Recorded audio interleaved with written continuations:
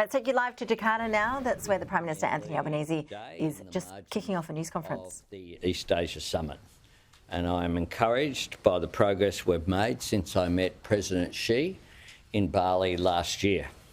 We had a frank and constructive discussion, welcomed progress and renewed engagement. I raised a range of bilateral and other issues, including impediments to trade between our two countries, consular cases, as well as human rights. We also discussed regional and international security issues. China is a major power with global interests, and it was valuable to exchange views on challenges to stability, peace and prosperity in our region.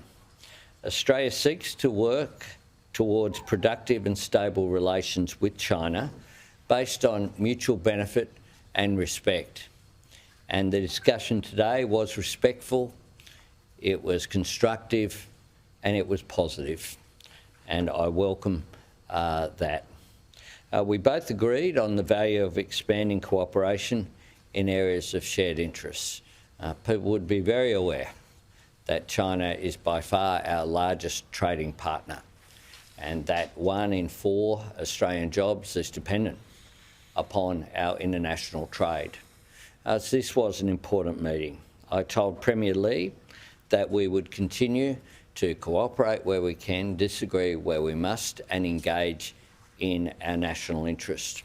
I also confirmed the invitation from President Xi that I would accept an invitation and will visit China later this year at a mutually agreeable time. The cooperation and engagement between our two countries is always improved when there is dialogue, when there's discussion. That's how you get mutual agreement, mutual respect, and advance the interests of both our nations. And I thank President Xi for the invitation. Happy to take some questions. Did you get any sort of positive indications from the Chinese on the case of the 2 jailed dual citizens and on the remaining trade bans? Or is it a case that will have to wait till you go to China?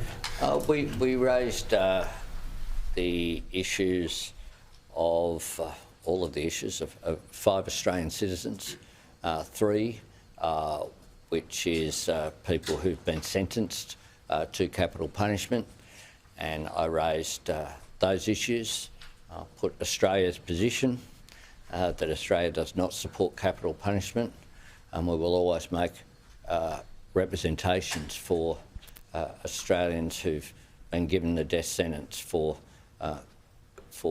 that to be removed, and I did that.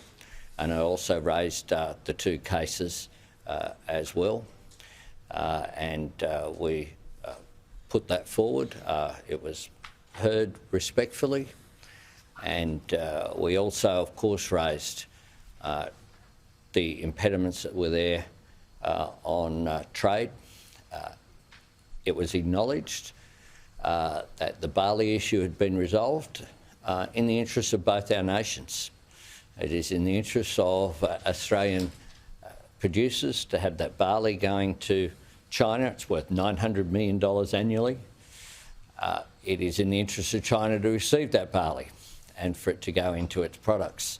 Similarly, it's in Australian wine producers' interest to export wine, but it's also in China's interest to receive it.